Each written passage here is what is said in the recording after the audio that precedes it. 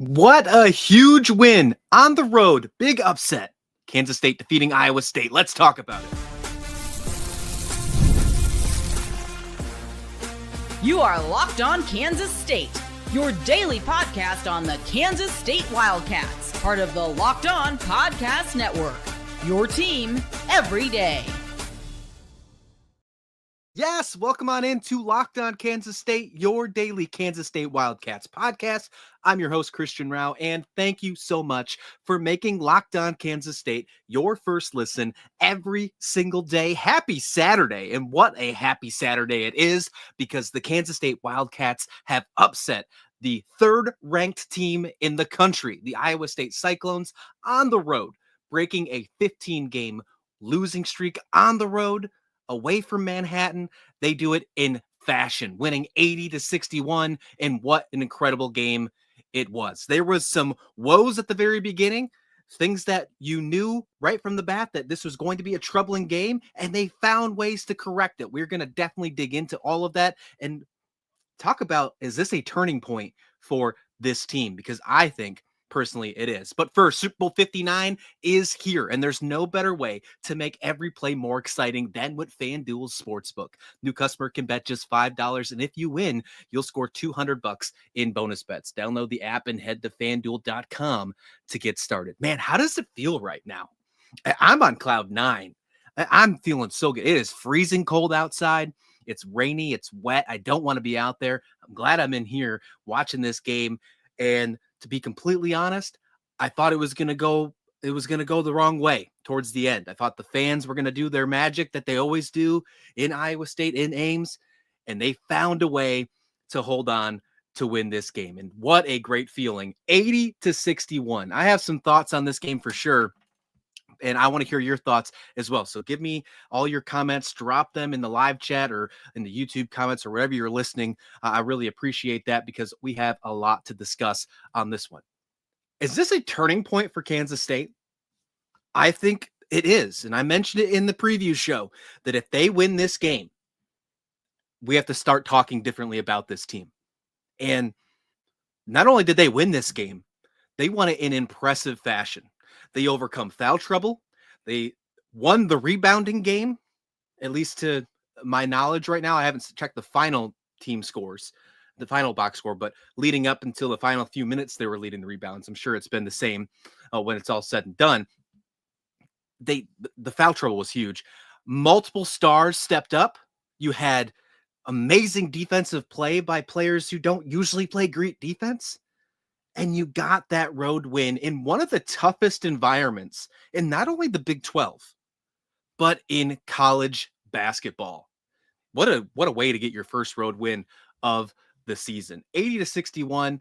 They shot 44% from the field. They limited Iowa State to only 36%. And this is where it comes. Yeah, they crushed it. 39-29 in the rebounding battle. Kansas State has struggled all season long in the rebounding battle. They took care of it in this one. And Iowa State is not a slouch when it comes to rebounds. They're one of the top teams in the conference when it comes to rebounds. I think I actually heard something on the broadcast. Now, it's a very biased broadcast. I think they had an Iowa State alumni sitting there. They were talking about how Iowa State was one of the best in the country. I don't know about that. I haven't seen that stats, but I know they're one of the best in the conference. But they found a way to take care of them in their home court. Kansas State was great from the steals. They took care of turnovers, and the points off the turnovers was really impressive as well. Kansas State did really well on that aspect. They were overall really good. The biggest issue was the foul trouble, and the fact that they overcame it. If that's the worst thing that you have, then okay, because Jerome Tang had those guys with high energy all game, and even though they were a little aggressive and got into foul trouble early, and those refs couldn't find a way to swallow their whistle any way, shape, or form. Whatever side you're on, if you're on the Iowa State or the Kansas State in this game, I think you would have wished, certainly I do, that the refs would have just kind of calmed down a little bit. Not just the fact that Kansas State had a bunch of foul trouble, but this was such a good game that I was hoping that the refs would just kind of calm down and let them play the game. There was way too many whistles, way too many fouls. But thankfully, Kansas State overcame. Starting off this one, it all came down to that first 4 minutes I thought was going to be a dreadful end for Kansas State. We go back a few Saturdays ago against Kansas on the road. They're down 14-0 on a Saturday. And that's like the biggest issue that they've dealt with on the road. Well, in this one, the same thing kind of started the same way. Iowa State could not miss in the first half from beyond the arc. They were perfect from beyond the arc for a good amount of time in that first half. I don't know the first time they missed a three-pointer. It was definitely quite some time. But they were down 13-4, Kansas State was, in that first 4 minutes. Thankfully, Jerome Tang called a timeout before it got to the under 4. It was right before that. Tang called a timeout, and it might have been the best timeout of the season for Jerome Tang, because he found a way to regroup his team, get from down 13-4. And because during that time, Coleman Hawkins was great. He was really the only player in that first 4 minutes that played really well, but Doug McDaniel was off. He was really off. He had a really couple bad turnovers. He wasn't playing well. The shot selection overall was rough from the team. They had a shot clock violation in the first 4 minutes. And then you had Brennan Hausen with a mid shot off the dribble that missed. And that was something that you don't want to see from Hausen when he's starting off his daily campaign. You don't want to see him making off the dribble shots. You want to see him doing more of those corner shots, right? And it just, the first 4 minutes didn't feel great overall for Kansas State. It really didn't. I'm seeing those comments coming in. Thank you very much. We're going to get to those in just a moment. And if you haven't already, keep dropping them.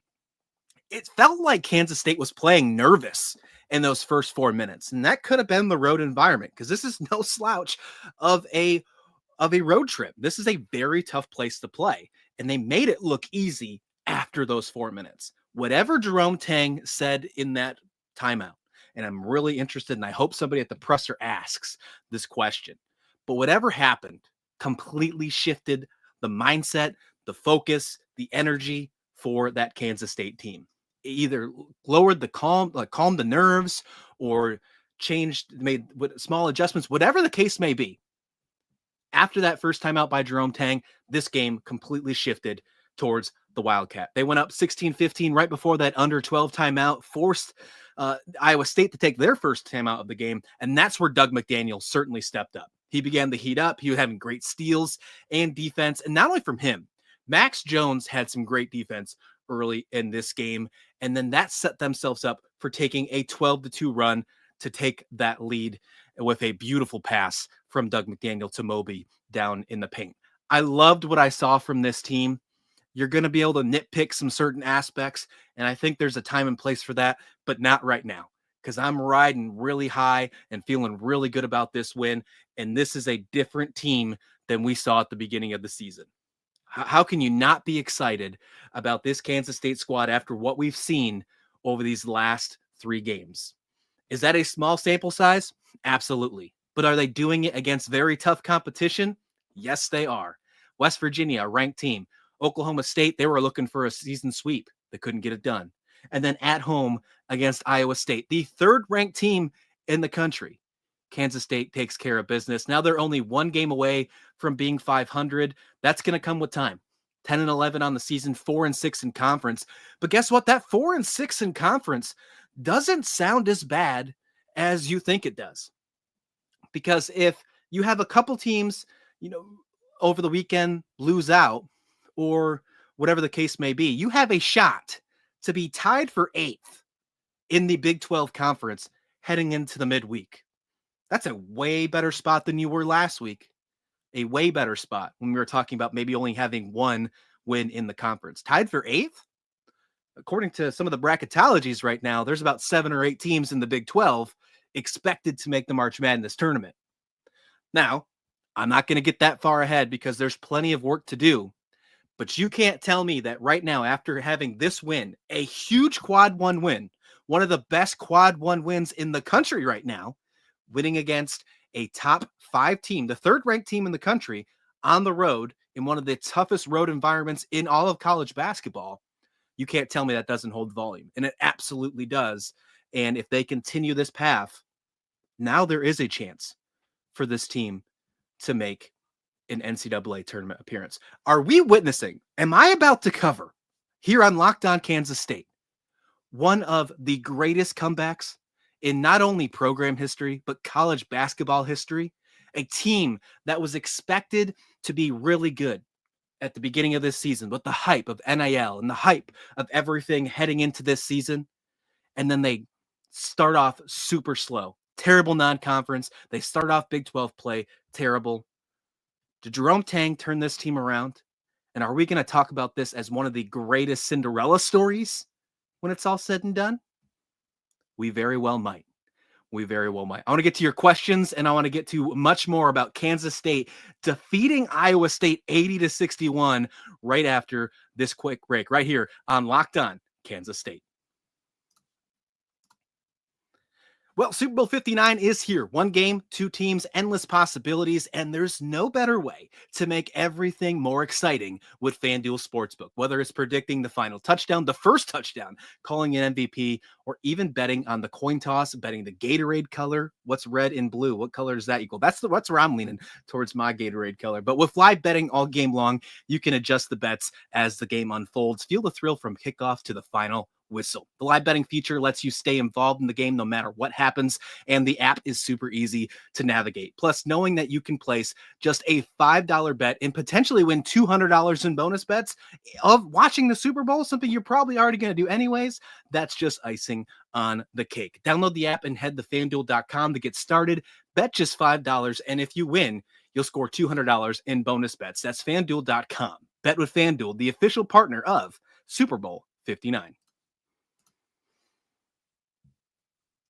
And welcome on back to this very special post-game edition of Locked On Kansas State. Thank you for making your first listen. Hey, if you already haven't done so, please hit that subscribe button below. We are working very closely to getting to 600 subscribers. We're trying to raise that thing up, and we're trying to make a nice surge of momentum, just like this men's Kansas State basketball team is into February. It's going to be a huge month of February here on Locked On Kansas State, and hopefully this is just the start with a huge win from the Wildcats defeating the Cyclones in Ames. I mean, it's just a great feeling being able to come on this show after having these great wins, in especially this road win. I can't wait to hear what Jerome Tang has to say at the press conference. I could not wait for him to go on and speak before talking with you. I had to have this conversation with all of you because I couldn't hold in this excitement. But overall, what a good feeling it is for Kansas State to win this one. How about the defense from Brennan Hausen? I think that deserves an entire conversation alone. He's not one to be really known as some of the best defense on the team, but I think if we go back and look at this game, and I think if you watch the game, if you watch the replay or just saw it in this alone, I think he might have played the best defense of everyone on the court in this matchup. He was fantastic. I thought he played really good overall. He made some really good shots as well. What he finished with, I don't even remember. He had 15 points. He was 2 for 5 from the 3-point line. And what was really exciting, he was 9 for 9 from the free throws. He was fouled in the corner for taking a 3-point shot. Like always, you heard the Iowa State fans booing. I feel like they just love booing. I think they booed more than they cheered for their team. Is that a normal thing for Iowa State, by the way? Like, is the boos? That's an interesting thing. It's a really interesting thing how many boos I heard in that game. I will say that the Jerome Tang was booed more than anything when they showed at the beginning of that game. It sounded like he was booed more than anything, but he made them pay with an 80-61 final. Again, we had 5 players, regardless of the foul trouble, because there was multiple players. CJ Jones fouled out with 5. Max Jones finished with 4. Coleman Hawkins finished with 4. And both Gasson and McDaniel had 3 fouls. And McDaniel had 3 fouls heading into halftime. But regardless of the fact, all 5 of the starting lineup finished with over 10 points. Gasson had 10 points. He finished 4 for 7 from the field. He had 8 rebounds and 3 blocks. And some of those blocks were nasty by David Gasson. Coleman Hawkins finished with 17. He was 5 for 10 from the field, and he was perfect from beyond the arc. I mean, he was just really good overall. The team as a whole was 50% from the 3-point line. I mean, if you're getting that night in and night out, 50% from behind the line, you're going to beat anybody. You're almost impossible to beat if you're making at least 10, 12 3-point shots from beyond the arc. It's just absolutely incredible. The leading scorer, Doug McDaniel, and he started off slow. He started off really slow. He made a couple bad decisions with turnovers early, but he settled in. He was super aggressive on the ball. He did really good, and that caused some of that aggression caused him to have some foul trouble early, but he found a way to settle in and take care of business. 8 for 17 from the field, 1 for 2 from the free throw line, and also 50% from beyond the arc. He was 3 for 6. 5 assists for the facilitator, Doug McDaniel, the new point guard of this team. And it's really exciting knowing that is taken care of. There was a couple emotional conversations we saw during timeouts between Jerome Tang and Doug McDaniel. And if we would have had these type of moments earlier in the season, when we knew that there was some riffraff between these two, if you will, I would think differently. And I'd come on this show and probably talk to you in a different manner about that. But I feel like that relationship has grown and developed into something really special. And I really hope that we hear more about that from Coach Tang. But it seems like those two really understand each other more than maybe anybody else on the team. Like, that is a really interesting relationship between Jerome Tang and Doug McDaniel. And I hope that continues. And quite frankly, I hope that continues in the next season. I'd love to see Doug McDaniel continue to be one of the star players on this team next year. We are getting close to the fact of, yes, this team can easily move to 500 next week's game. Arizona State just lost to Arizona in, I think, 10 points. It was a weird ending as well. The head coach of Arizona State decided that he didn't want to shake hands with their cross-state rivals, and they left the court. And it was a pretty soft move, in my opinion, from head coach Bobby Hurley. But that's the next step, right? Arizona seems to be like the team that is taking care of business before Kansas State comes to town. They just took care of business against Iowa State with a weird ending with Caleb Love taking a half-court shot to force it to overtime, and then they took care of the Cyclones. Then Kansas State took care of the Cyclones. Now Arizona just took care of Arizona State, caused some issues with the coaching staff, and he had to deal with a weird press conference. Now, can Kansas State capitalize on that? I mean, that's an interesting kind of narrative, right? Can Kansas State once again capitalize on a team that maybe might not be fully focused heading into this one when they travel to Arizona State? And that comes in the middle of the week. And hey, I'll take it any way you can get it right now, because we need to continue to find a way to keep this winning streak alive. It's up to 3 games. Can you get it to 4? And if you can get it to 4, how about heading home and taking on the Jayhawks in Manhattan? We've been doing really good against ranked teams this year, with the exception of the Houston game. This has been a really good team against ranked opponents. And I think if we played Houston right now, I think it might be a different story.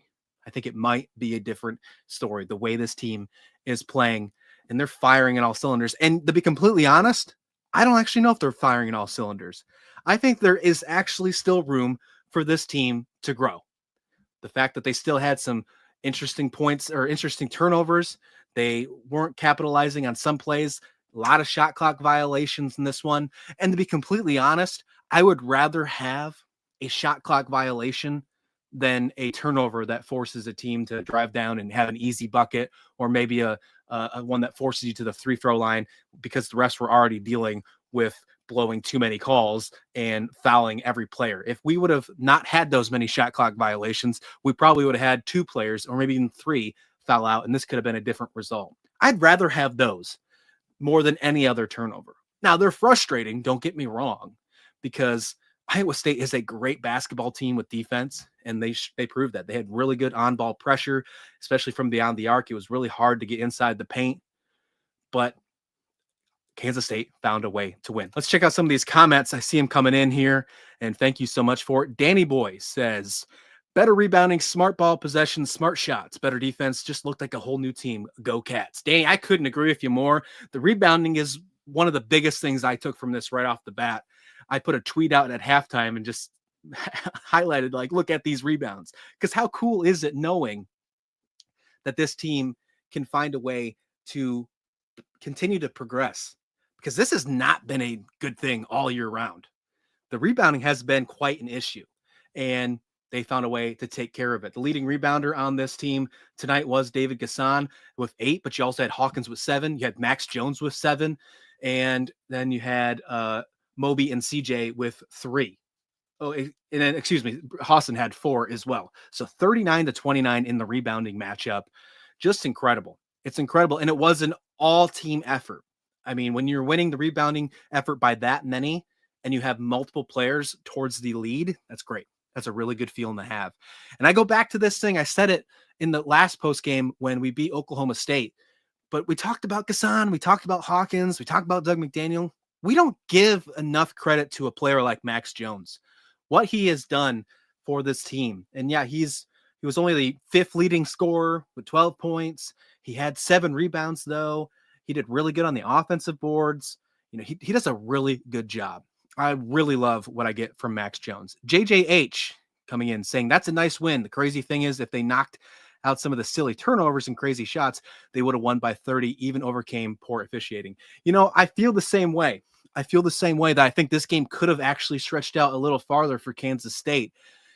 And, you know, I want to believe that because I initially feel that same way. But the way that Tang coached this one, and I think he tried to slow it down a little bit, and that's probably where some of these shot clock violations came in. But there were some poor shot selections. For example, you had a couple things from Doug McDaniel towards the middle of the second half there, where he could have probably not made a running jumper from mid-range, and he could have made a better decision because there was still time on the shot clock, and that really stole a possession away from you. But when you win by this many points, 19 points from the number 3 ranked team in the country, you know, I'm going to not nitpick as much as I possibly can. But I'll leave that up to the coaching staff, and I know they're going to nitpick this game, as should they. Because even though you win this game, it doesn't mean that they can easily be turned around and they head into Arizona State and they lose by 10 because they didn't do the right adjustments. Adjustments are still going to need to be made. There's no doubt about that. And I think that those type of adjustments right there, finding those ways to, you know, take care of some of those silly turnovers and some of those silly shot selections, if you will, as you kind of mentioned, JJH, then I agree. This team is not at full potential, but we are finally starting to see this team play 40 full minutes of basketball. I can say that for 3 straight games now, and that is a great feeling to be able to say out loud. An absolute great feeling to say out loud. When we were heading into non-conference play, we were excited about them playing one good half of basketball. This whole tinkering, this whole being just this close, that's in the rear view now. This team is very good. This team can win basketball games. Now it's just making those right adjustments, not tinkering, but just making the right adjustments for the opponent that's ahead. And in this case, it comes Arizona State in the middle of the week. This team can do what we expect them to do. This team right now, 4-6 in the conference after their first 10 games. There is 10 games to go for the rest of the Big 12 conference play. I think it's more than safe to say that they can flip that record easily and go 6-4 the rest of the way and get them to 10-10 in the conference. Now, I don't think that's enough for them to be a bubble team. I think you're probably going to have to go 7-3 the rest of the way to have a chance, and then probably make a deep run in the tournament even as well. And some of those 7 wins are going to have to come against some ranked opponents. I think that's probably a fair thing. I think if you can go 11-9 in Big 12 play with the fact that you have some of these wins against ranked opponents, Cincinnati, West Virginia, and now a quad 1 win against Iowa State, I think you have a very fair chance at being a bubble team heading into March Madness. I think it's very true. I think it absolutely has the case. What do you think? Do you think that's fair? Do you think 11-9 is good enough? I think 12-8 does it. But you're asking them to go 8-2 the rest of the way. Is 8-2 a thing that can actually happen, right? You got to play Iowa State again at home this time. Can you take care of business? You got to play Kansas at home. Can you take care of business? We do really good against ranked opponents in Manhattan. We're going to look through the schedule earlier on this week after talking or listening to Jerome Tang's presser. We'll have that, and we'll also look into the schedule and see what is realistic the rest of the way for this team. 8-2 for the rest of the way will get this team in the March Madness tournament. Absolutely will. All right, let's wrap this one up. Thank you so much for joining this post-game conversation, but what a good feeling it is. Kansas State just taking care of business on the road for the first time this season, and they decide to do it against the number 3 ranked team in the country. Iowa State goes down. Next up, it's Arizona State. We'll have you covered here on Locked On Kansas State as we continue this interesting season, but hopefully it's a magical one when it's all said and done. Thank you so much for listening. Please like the video. Please subscribe. And until then, this has been Locked On Kansas State.